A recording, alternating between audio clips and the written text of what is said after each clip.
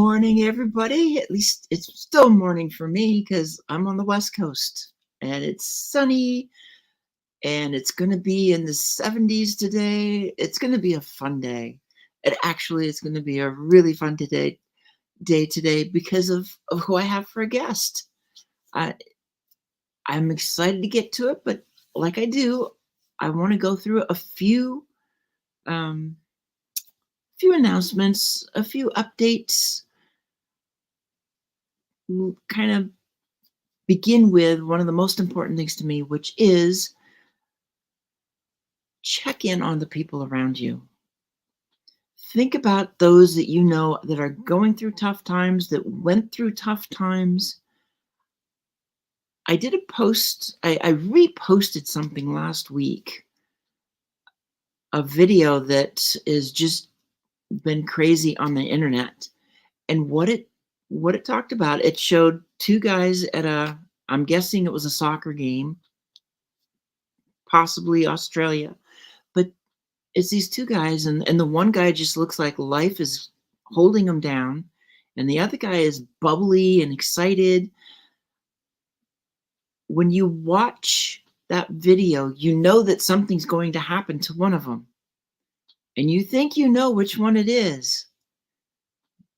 It's not what it was. The guy who was all happy and bubbly, he disappeared. So keep an eye out. Just because somebody went through something and they look like they're doing well does not mean that they're doing well. Be there for your people. Check out how they're doing. That's why I highlight my dear sis, who she is so amazing, and she is in the HR field, but something happened to the family earlier this year. You get medical problems and you're doing everything you can to get through, and the face is great. However, they're still going through stuff. It's like you can't stop saying, how are you doing, right after something happens, because they still live with it. And all of us are so good at masking. So think about those around you. They may be wearing masks. Be there to say, how are you doing? Make sure you have a safe space and understand, if you can at least get them to say, if they're not doing okay, to admit it, doesn't mean they have to tell you, because they have to feel safe. Make things safe so that they either can talk to you or go where they need to. Then I want to talk a little bit about a couple of sponsors. My dear sister CJ, Dr. Constance Leland, and Level Up Academy, our publicity queen. She is one of the best at publicity, and she's got a lot of things coming up for people to help grow publicity. She's got her YouTube channel, YouTube, and I think Instagram are both closing in on or over 60,000. Her TV station, so she's got 2 TV shows. Internet radio is now on 2 different channels. So publicity, she knows what it is to get people out there. And just as an example is what I did with her in March. She got me in premium magazines. It was something I had to pay for, but she was able to get a discount so I could afford it. And suddenly during that month, she writes the article for me, and it goes into 6 different publications. That's publicity. That's all raising awareness of people. And then, speaking of awareness, move beyond boundaries. It's like I have to think through this a little bit. Beyond boundaries, thriving in life's gray zone. It was an international #1 bestseller in March when it came out, and we've turned it into a book that's available in Amazon and Barnes and Noble. So this is here. Like, please pre-order, especially through Barnes and Noble. It's going to be coming out next week, available in bookstores. So we really want to get the word out, especially when in 2 weeks, anybody that's in the San Diego area, especially, we're going to have an author signing in San Diego. And we have at least, I think, about a half dozen of the authors are going to be in San Diego at that author signing, which means anybody who comes in and they buy the book or they bring in a book that they have, they're not just getting one author's signature, they're getting multiple signatures. So on top of that, every purchase of that book proceeds will go to planting trees in Madagascar. And it in turn creates jobs for farmers, and quite frankly, it hits SDGs, Sustainable Development Goals. So it's there, it's out. Please be there to help boost it. And then I want to talk a little bit about the Hounds of Business, because that's another one of the sponsors. And there's actually a show this afternoon.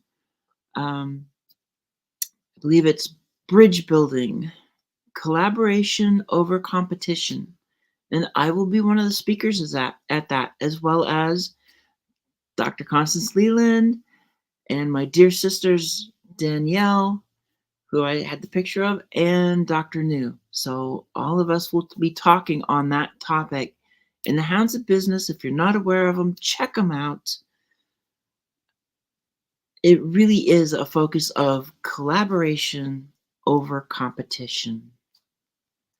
But now it's time to shift things a little bit, and let me bring up my amazing guest today. And I'm really excited to have you on. It's been, let's see, I know we talked, we had a Zoom chat a while ago. And then just I've seen you've been so involved with stuff and your Party Fridays posts. So it's like it's been fun seeing all that stuff, and now you just blossoming more and more. And I really want you to just take a few minutes and talk about as much of your story as you want, kind of what got you to where you're at now. And because it's like, I know it's a wide open thing. No, But it's all good. I It's all really, good. it's like whatever you want from the getting up to what you're doing now, and for people to know what you're doing now, because it's really important. Well, I appreciate that very much, and thank you for letting me be on the show and giving me this space. And I'm thrilled to be here. Um, Literally, I am a guy that all my family is in the fashion industry. I went the culinary route, and I was friendlier than most of the other people around me. And so I got tasked with doing stuff that was like hiring and having courageous conversations with people. And I wanted to know why that was the case, because I had my own demons that I was struggling with. I had some things that I really was not facing, and ended up, because of my addictions, being homeless and struggling with my own self-worth and identity. But I was able to start to turn things around and uh, have people that would put me under their wing and let me shine. And because of that, I started to learn what I could do and how I could help people in the culinary world, but on through HR, and learning what HR meant, what it means to pour into people, what it means to have empathy and care for others, and all the things that I wanted to do as I was learning to care for myself. learning to care for other people and becoming better and better at that. And so I ended up creating my own HR company, and that company only works with social good entities. And I now in 2022 formed a 501c3 charitable nonprofit called HR-4U Incorporated. And what we do, the mainstay of what we do is to help people understand at all different levels of leadership how pouring into people and caring about those on your team and paying living wages to those individuals, how that affects your bottom line, how it creates the environment for you to retain people longer and to make better profits and to have a sustainability within your company that develops incredible cultures. We have over 80 partners in 5 countries, and we are continuing to grow. And our most aggressive program we're trying to get off the ground by the end of this year, called Transformation Kitchen. And that's taking all the things that we do from an advocacy route and putting boots on the ground to teach culinary skills, life skills, power skills, and give holistic well-being checks to underserved communities, primarily that are in reentry, that have been incarcerated and now are free and are trying to figure their life out, and people that are moving through their addictions. And while they're going through the training themselves and learning to earn a living wage, they also are helping us feed the food insecure and the food deserts that are around us. So it's an incredible program that we're working with different people to try to get off the ground. And that's why I do what I do, because I started out in that same route where I was lost, and I would put myself in boxes. My family, my friends, the society, workers put me in different boxes, and I had to learn how to get out of that. I had to learn how to move through that, like from boxes to butterflies, come through that whole phase and journey. And I'm still working on it. Even at my age, I'm still working on it. I think it's a constant thing that you do, that you learn. There's never, as Einstein says, you're either constantly learning or you're dying.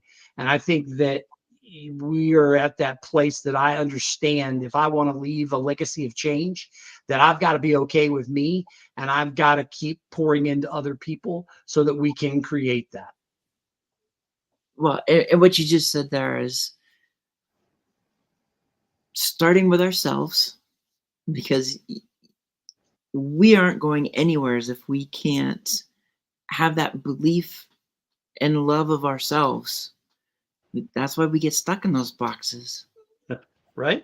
But then the other thing I like too, the way you were describing the workplace, to me, I will describe it in the term of belonging. So I see it. I see them both as being essentially very similar.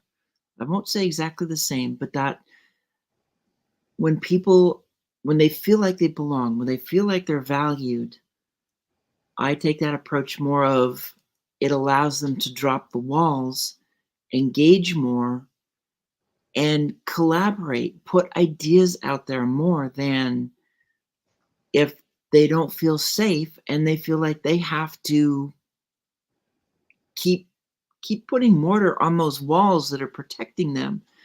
Uh, and at the same time, that's when, like you said, when they're happy, when you've got them in the workplace, showing the organizations that that is actually beneficial to the bottom line. When people feel like they belong, when they engage, they're more apt to stay. And what's one of the biggest costs Oh, of a company? yeah. Retention. Yeah. People in the entirety of the personnel chain, from hiring, onboarding, training, and then retention, all of that journey is incredibly expensive. Mm-hmm. Incredibly expensive.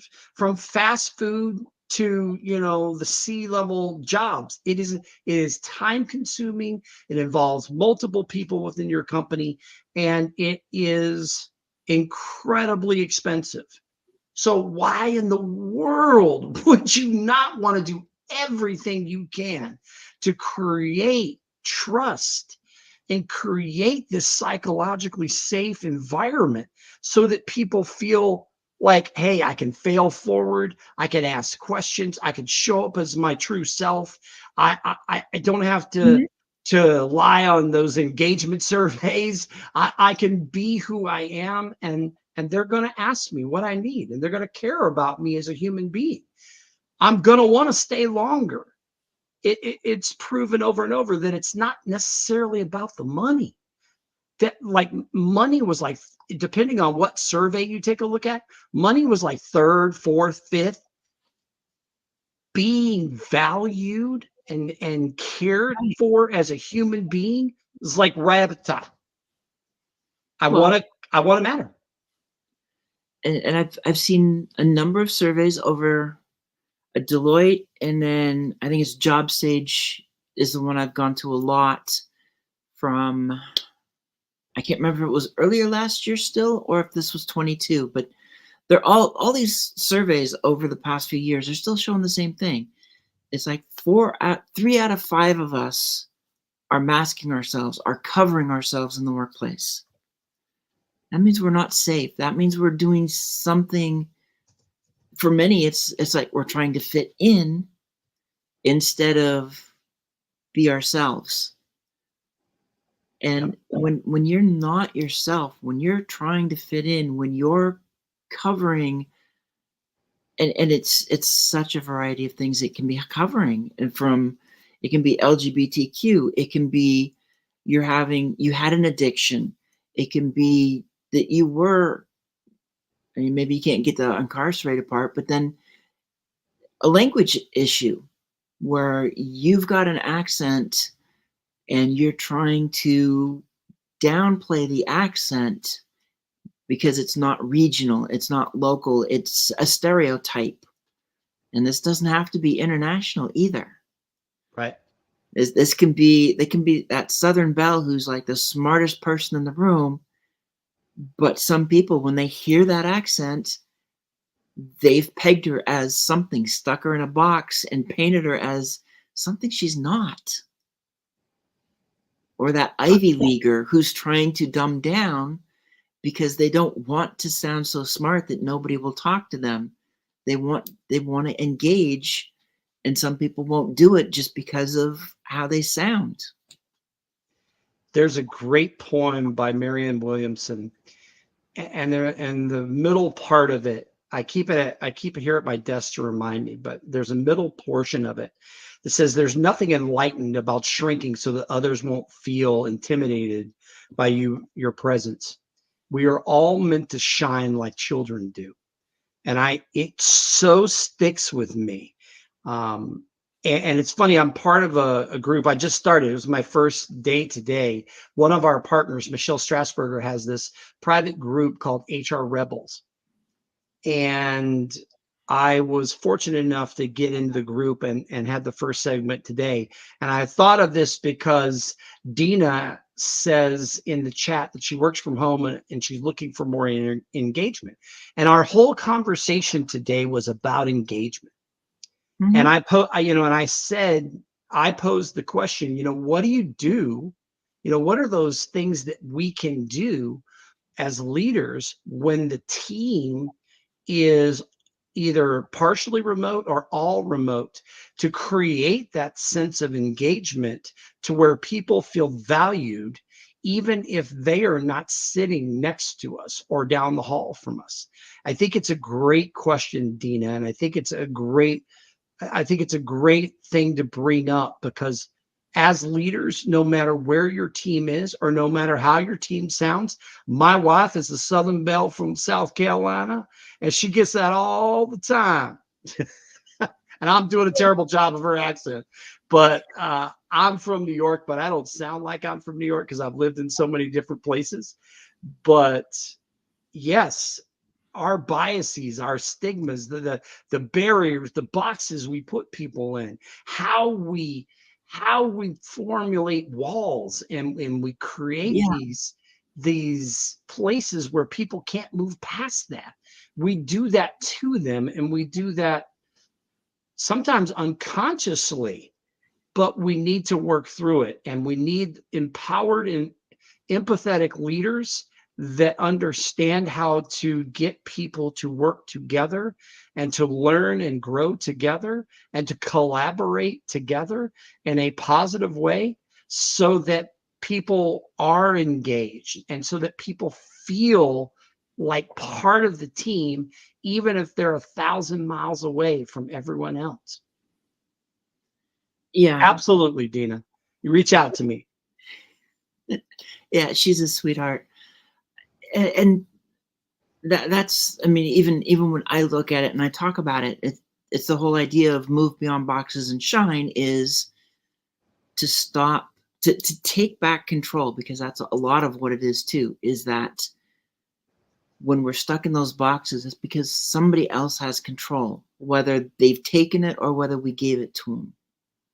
And even if it's our own fear doing it, and finding those ways, this is what the leaders in the organizations need to be able to do as well, is find the ways for people to feel safe, to start opening up, safe to be themselves, and to understand that when your organization is safe for people to be themselves, that doesn't mean they're going to throw out their dirty laundry, so to speak, right away.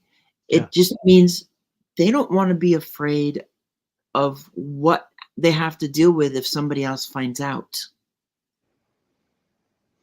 To have somebody walk up and go, I hear that you are this. And if you're afraid and you're closed off, it's like, who said that? What are you talking about? And it's all nervous. Whereas if you can drop those walls and you feel safe in the space, you can just look the person in the eye and go, well, whether it's true or not, it's really none of your business. And just let it go and be yourself. Yeah, there's something to be said about having barriers as well. There's nothing wrong. I mean, even part of being safe and feeling safe yourself still is about having boundaries and having I'm not barriers. I said barriers earlier. I meant boundaries, but having the boundaries to say, you know what, there's so much that I'm going to share in this space and in this context of my life until I am more comfortable, or until I'm more comfortable with that individual. And that takes trust and time. It takes the ability for you to see how people react and respond and treat you on a consistent basis. As leaders, we have the responsibility to be that forefront of shining that light on a daily basis. If we're not, we're failing. Right.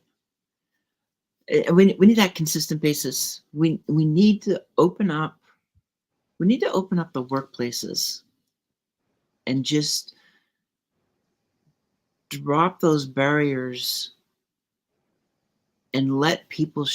I like the idea of just let them shine, because they've got so many ideas that are going to help organizations. It's like I keep going back to that, but it's just something it's in my thoughts all the time when it comes to the business and finding that business case of why we need to be able to remove masks in the workplace.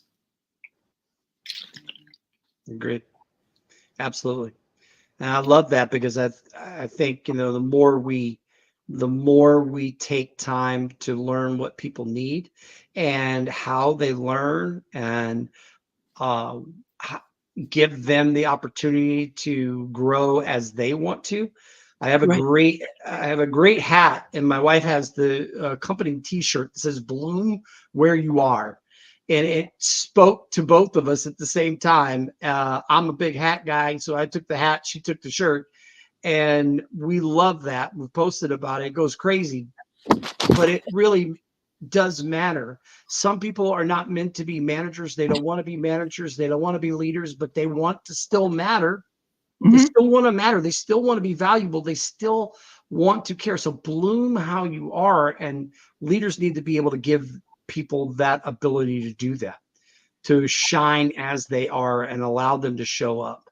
And that only happens through consistency in being empathetic, consistency in showing up, consistency in having a caring personality, and having that empathy shine through the work that you do. So, Well, and you said something else there too. It's really understanding how people are. So one of the things that I've kind of done a little bit of research on, I mean, it's partly because of my own diagnosis a couple months ago, it's that neurodiversity. And there's actually, I've seen some surveys, reports, studies that just on the population, like 1 in 5 of us is neurodiverse. And that alone is a wide spectrum because yeah. that goes ADHD, autism, Down syndrome. It's just so many people. And what people don't realize is they are different. Each group is different within itself. And they do things differently, but they also have their own superpowers. And when you take somebody that falls within that, sometimes they just need that um, a different time for work. They need flexibility for their work.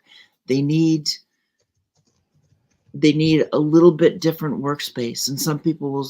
I know there's some leaders that will sit back and go, "Man, this is expensive. We can't afford this. We need non-neurodiverse people." And it's like, no, actually, you need the neurodiverse because that may be the only person that can see this solution to this massive problem you've got right now that could bankrupt the company if we just want to take it to extremes. Yeah.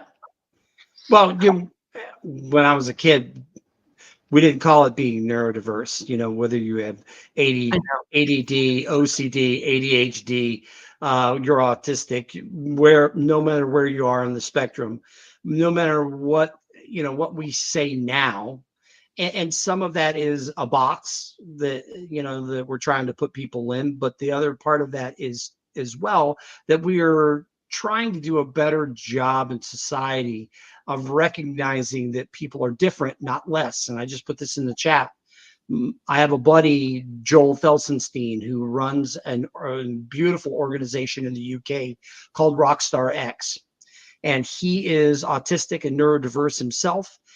And he teaches kids through the power of music how not only to move past awareness, but into how do we do a better job of incorporating the autistic and the neurodiverse people into workspaces. How do we make that happen?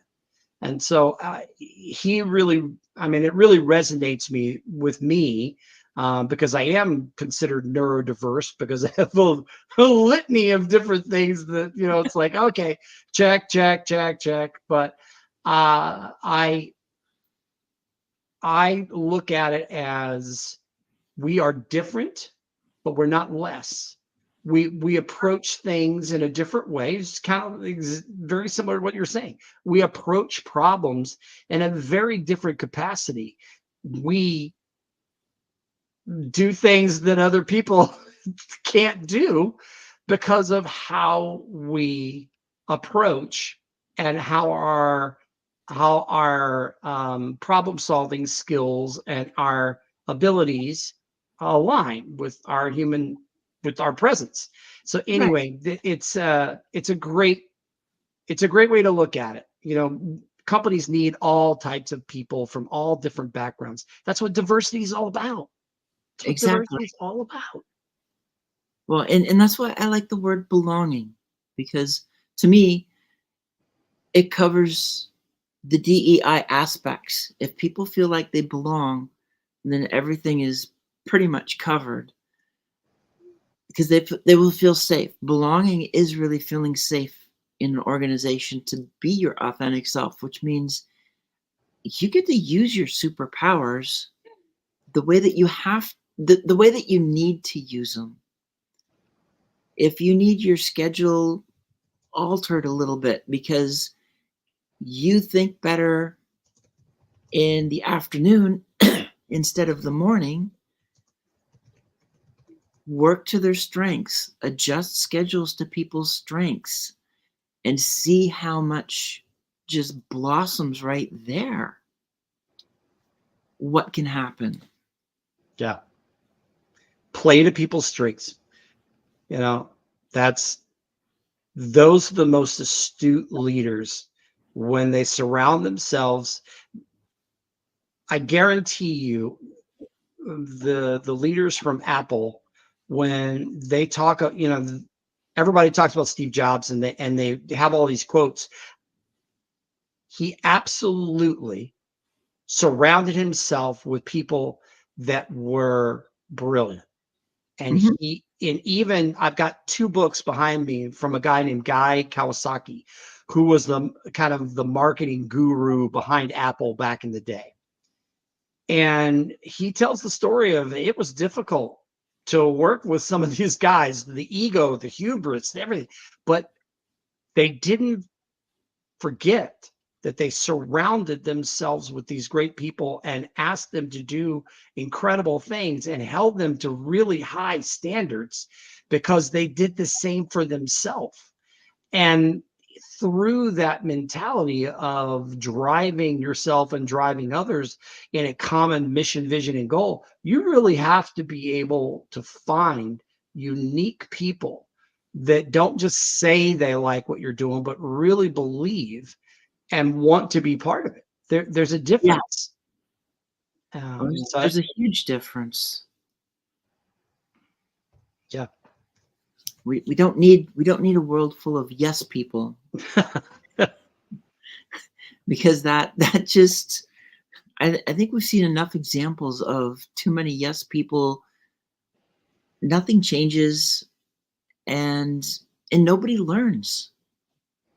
Now, they're almost they're some of those organizations, and I'm thinking of one off the top of my head that was like a big flash in the pan, and they blew up, and then now they don't exist anymore.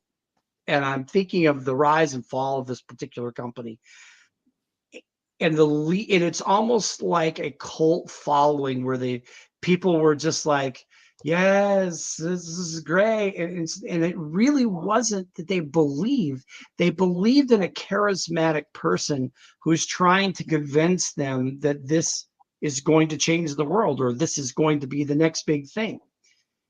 There's a difference between that mentality and then being within a company where you make a positive difference, that you show up as yourself, that you have an impact, no matter what level of that impact is, you have an impact, and that the people around you, no matter what the level is, that they are all pouring in together to create something great. There's a real difference between those two scenarios. We don't need more yes people, because the yes people create the companies that we see in tomorrow's news that just laid off 5,000 people. We see Right. these giant companies grow, blow up from all the yes people jumping in and all the nonsense that goes with it. And then tomorrow they're laying off all these people, and these poor people are looking for jobs. We need less of that and more of real stable growth work, high caliber environments that pour into people and allow people to shine and grow and thrive. Hey, Ollie, my brother, I hope you're feeling better, brother. Uh, Paul, good to see you. Ollie is all over the place right now, and I'm not talking just on LinkedIn. I'm talking physically. So it's because I saw him in some of his comments in CJ's show, and it's like, yeah, it's great to see what he's doing, and he was in that last anthology that we did, and his story was amazing as well. And that's it. It's think about all these people in these organizations, especially when you let them not feel like they have to fit in. The stories that they can really show, the stories that they can tell because they are themselves in the workplace. And they can start breaking down the walls and do exactly what you just said. You're not talking yes people, you're talking people who they see that yes is not the answer, but they're not exactly saying no. They're saying, what if? How about? Can we do this? This is what I see. That's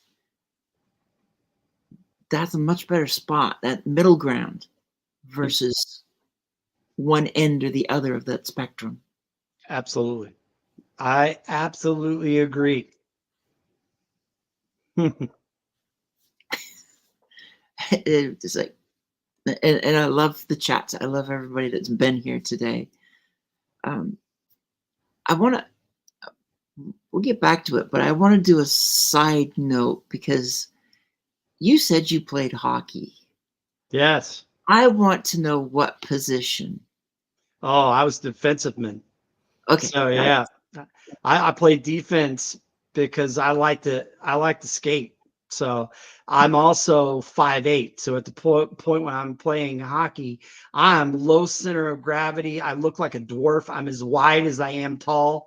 And back in those days, I was 225 pounds of pure meat, about 5% body fat. I ran 8 miles a day. I played football, ice hockey, lacrosse, ran track, all of the long distance junk. And yeah, so I would play defense, hold the line, come up to the middle, and yeah, just tear it up. Not afraid to get into it. Well, okay. I was kind of guessing that was probably where you were was defense because quite frankly, everything I'm thinking of in terms of when I say it's time to break the walls, bust the walls, break the boxes, Yep. that is almost what I can envision is you on the skates going through the wall or helping others to go through their walls so that the hole is there and the wall will start to crumble. The wall will start to just dissipate and get people out of these walls because we're done with the boxes. It's like done. They can't define who we are. That's really where we're at. We need to stop with the definitions. We need to stop with saying, especially too. We need to stop with saying that certain things don't exist because we didn't experience it ourselves. Yeah, we have to be, that takes a lot of awareness about the people around us, being aware of who we are, being aware that we have biases, whether we know it or not, and being open to learning and moving through that to be aware of the other people. And that takes intentionality. That takes a lot of work internally. And don't worry, Ollie, when I see you, I won't crush you. I won't. Yeah, but that's something too. Because I've run across. I see it all the time. Whether it's people I've run across, whether it's things that you see in the news, where it's like this doesn't exist. It's not that, and then I know other people, and I've had some of these where someone will say that doesn't exist, and I go, well, I've experienced it. I know it exists, and It other does for people me. will do it too. Exactly. Our experience should count for more than somebody else's supposition, what they think but have never experienced. we experience life differently. Twins experience life differently. Absolutely. And so it's just more boxes to let go of. And it does, I can see where it plays a role in the workplace, because people are thinking, you should be able to do this. I could do it this way. You should be able to do it this way. But we're not the same. Yeah. Have we figured out, if we're asking people to be in that realm, have we figured out how they learn, how they receive communication? Hmm. What's their ability to listen? Have we given them the tools? So are we holistically doing everything we can to meet their needs so they can do what we want them to do within the realm of what they know how to do and can do? And that, again, there's a lot of intentionality to that. It takes time to learn about people, but it's, if you're doing it on a daily basis, it is so much more beneficial for you, your team, your company, and will have so many more positive effects on everything. Imagine going to do a review with somebody. Let's say you're a company that only does financial reviews with people once a year. And if you never had a conversation with them, and then you sit down at the end of the year and they have a perception of how they felt like they've done the job, and then you sit down with them and you give them the all the positives and negatives, and here's the raise that we're going to give you. How in the world is someone supposed to accept that and feel good about that, even if it's a decent review, because you said nothing during the entire year in the course of their work? But if daily you're pouring into them, you're having conversations, you're giving them tools, you're providing upskilling, reskilling, cross training, you're giving people the ability to learn and grow and fail forward and be safe. When you get to these review points, and hopefully you're having weekly conversations with your people, please, but you get to these points where you're doing reviews with people, whether it's quarterly, it's half a year, it's yearly, they are not surprised. They know exactly where they stand. You know where they stand. You both know where you're working towards. And it makes it less of this terrible conversation to a courageous conversation about growth. Um, Imagine if we all did that in every single company, and that's kind of the idea behind, what we talk about. How amazing would that be if every company took that approach? Yeah. And for the companies to understand that taking that approach is not going to negatively impact the bottom line, because you're, number one, you're doing everything you can to keep people there, and you're understanding, you're taking that time to get to know the people, so there's belonging. You know how, like you said, you learn how they learn, you learn their strengths, you learn their weaknesses, and you're there to support growing weaknesses where they can be, because they can't always be grown, and to lift them up in every opportunity. Yeah. No, you're actually helping the bottom line. You're Exactly. actually doing positive things in that regard to actually create the circumstances and the situations where your bottom line will thrive. I just wish more companies would see that, because I do feel there's a lot of,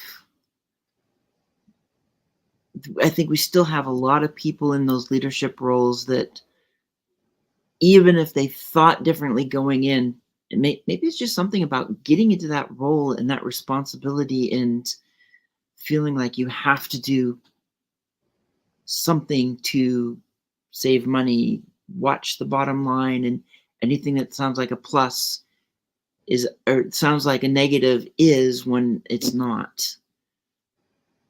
Spend wisely. Well, yeah, Ollie says it, in here, ego must go. Ego. I love that. And it's true. I mean, I think that's part of it, is that hubris and ego that, I'm at this C level, and that means that all I need to focus in on is productivity, but productivity gets down to people, and a company is based on having people. Um, so you honestly need to reverse engineer and start to look at how do we impact people, because then we're going to impact the company. And that's an incredible, it's an incredible stance to take. And there are great companies that are doing it, and there are great leaders that are making that happen, but it takes that intentionality. Yeah. And that's, yeah, I want to see. Well, my question for you actually is, where do you see all of this starting? What is the role for the HR department?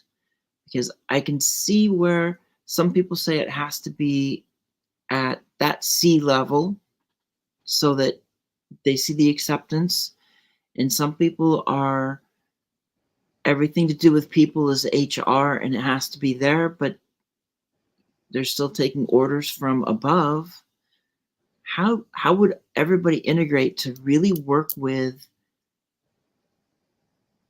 finding how to create a more belonging atmosphere? Well, I think you said it. I mean, you actually said it in the question. It has to start from the top. You've got from the top to the bottom and the bottom up. Everyone has to be on the same page. Everyone has to be in one voice. Everyone has to be respectful of each other, and understand their roles. And HR is not should not be just a barrier carrier. Like, we're going to be this entity that sits here in the middle and protects the employees from the leadership, and the leadership from the employees, and takes care of all the problems that arise between that conflict, and holds courageous conversations all the time to calm people down. HR should be incorporated as an existing entity that's part of the flow of everything that's happening, and is working from the time we're looking at building policies and procedures and hiring people, to onboarding, to incorporating great work culture and doing the things to pour into people, and the one-on-ones and the daily integrations and communication, and how we communicate and how we follow up with people. All of that is everyone's responsibility, and HR should be, really, in my mind, the administrators of helping it to happen, and being that guiding force that helps each person within the organization thrive. Um, and that, to me, is a great place to be. Hello, Dr. New. Hello, Danielle. Great to see everybody. And I like that too, because it does create that more teamwork, and I think that would allow the HR as well to be the one to help facilitate and be able to do the workarounds for people, to understand what certain people need so that they really can work at their most optimum. Yep. That really, to me, is where HR shouldn't just be a place where all the problems come. Um, so Yeah. there's another narrative that needs to be shifted. Yeah, there's you want to talk about somebody having burnout quick. If everything you do in an HR role is just putting out fires and having courageous conversations about he said, she said, and spending your time with EEOC claims and everything. I mean, good grief, you're just going to be like, goodness, you're going to be fried real quick. It's another in many ways, and I get it. In the business world, there are some places that they need to have at least their mini boxes, because that's you can't get beyond some of that, especially a company that's got multiple arms. They have to be able to control some stuff, but that's a box that needs to go away. And there's a lot of these boxes that just need to just go away, because boxes create the narratives. It means somebody has a narrative for whoever's in that box, for whatever's in that box. Now, a program may have its own box because it's a specific program. I think back to an organization I worked in, and you kind of had your different boxes in terms of programs because that was the container of taking care of the client. But that's a whole different thing than all the activities and the relations within the company. And so being able to break those boxes so people can feel free to talk with each other, to exchange ideas, and to remove some of those narratives, some of those stigmas of don't talk to HR, because anything you say can and will be used against you in the court of the company. Yeah. That's that whole don't tell, don't tell, or don't speak, don't Ask, yeah, don't tell.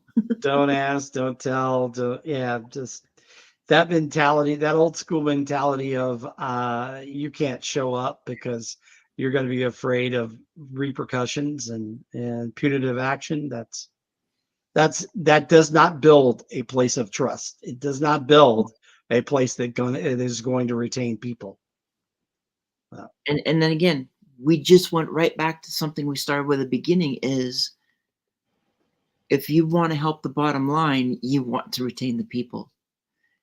If you want to save money that can then be put back into the organization for growth, for lifting wages, then open it up and have people feel comfortable there. It takes intentionality. It takes a lot of work. It takes daily effort. Yeah, but when you get the right people in those roles, it makes it actually easier. Absolutely. Absolutely. And that's one of the things I just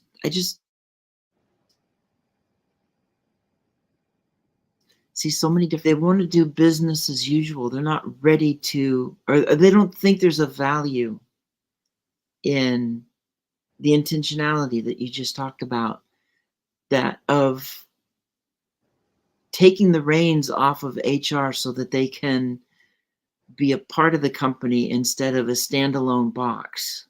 Yeah. Well,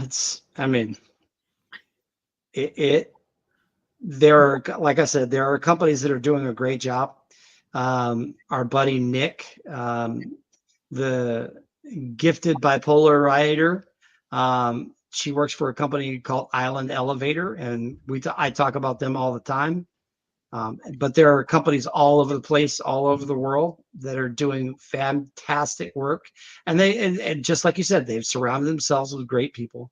They care about the people that are part of the company, and they show up intentionally every single day with the mission, vision, and purpose of pouring into people, because they understand that it'll affect the bottom line in the long run and having a rippling effect on the community. Yeah, and it's been fun for me getting to know more companies that do that, and just just crossing paths with people, because those are the companies that understand, even as we're going to talk about on the Hounds later today, the importance of collaboration over competition. And it's not just company to company or solopreneur to solopreneur. It's even within the organization. Some of these organizations have so many different arms that they start competing with each other. It's like, if you guys would start collaborating with each other, Yeah. then you will probably find that the bottom line gets healthier. Sure. Yeah. It makes sense. So why do things that make sense just not happen? No kidding. If we could answer that question, I don't know. We would save the planet. We'd just be Yeah, I have a feeling on that. It would definitely be, it would change so much in this world, and yeah, break some of those norms, that the societal norms that we just don't need anymore. very true. Very, very true. So, and then I kind of want to go back to just real briefly for your project for the kitchen. And I know you talked about it briefly. Kind of, where do you see it going? What I what do you want to see happen with well, that? I would love it to be in every major in every state, and in every country. I think there is a place in every single state and every single country for a transformation kitchen. So we're trying to build the bones to where we can make sure that that is we could plug and play that everywhere else. Just and I think we're trying to set ourselves up to where we can do that. We can make that happen. So you're in how many states right now? We haven't that project. We are going to launch the first one here in New York at the Okay. end of this year, but we have registered in 17 states so far, for the nonprofit, so that we can accept funding and we can go and potentially open up and do work within that state with those states. So that's a lot of work to do that. Trust me. It's a lot of work to keep up with that many states. No, I don't doubt it, because especially depending on how spread out those states are. I mean, Yeah. if you're at coast to coast already with a Yeah. 17, you're not even at half of the states. Yeah. It's there are a few states that, because we're a 501c3, because it's really difficult to get that status, or it's more difficult to get that status, and keep it. But there are a few states. I think there's like 8 states right now that don't, because we haven't raised X amount of dollars and because we have that status, that they pretty much just give us free reign.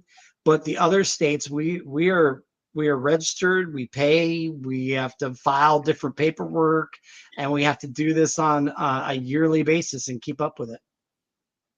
Well, it looks like Ollie's there to help you expand internationally.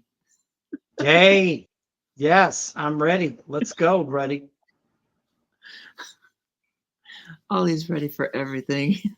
I love it. Well, and it's like, okay, so we're closing up on an hour too. So time flies. There's just so much within HR, and then even just all these other projects, which I love seeing what you've got going on.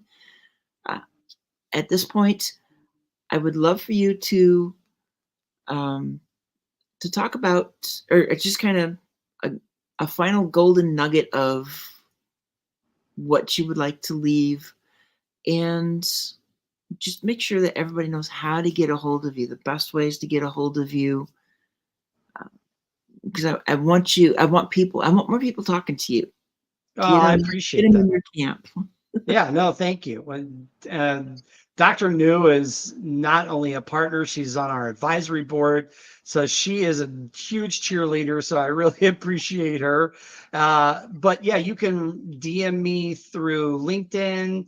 I am happy to, I have a very open, communication stream. So I'm happy to, once you reach out to me on any social media platform, I'm happy to give you my email address and cell phone number and let's talk. So, yeah, the first step is just connecting with me on some social platform. We're all over, we're on all platforms, but we're most engaged in YouTube, our website, and LinkedIn. So, in one of those, if you will reach out, I will get back to you as soon as possible. I see more growth for you, which is great. Yeah. What you guys need. there's so much to do. And I mean, just the HR aspect of it, it's time for some more changes in that. And then the kitchen, what a valuable tool. So I look forward to seeing how everything expands. Well, thank you. And thank you again for having me on the show. I appreciate it. Oh, I loved it. It was great having you here, getting to talk. There's so much going on and still so many comments. It's been great. And so for everybody else that's out there, everybody that's watched, it's been great seeing you, having you here. Love the conversations. I'm so glad you were able to be here, Chason. It was, Thank I you. love the conversation. And I look forward to seeing everybody next week. Take care. Bye.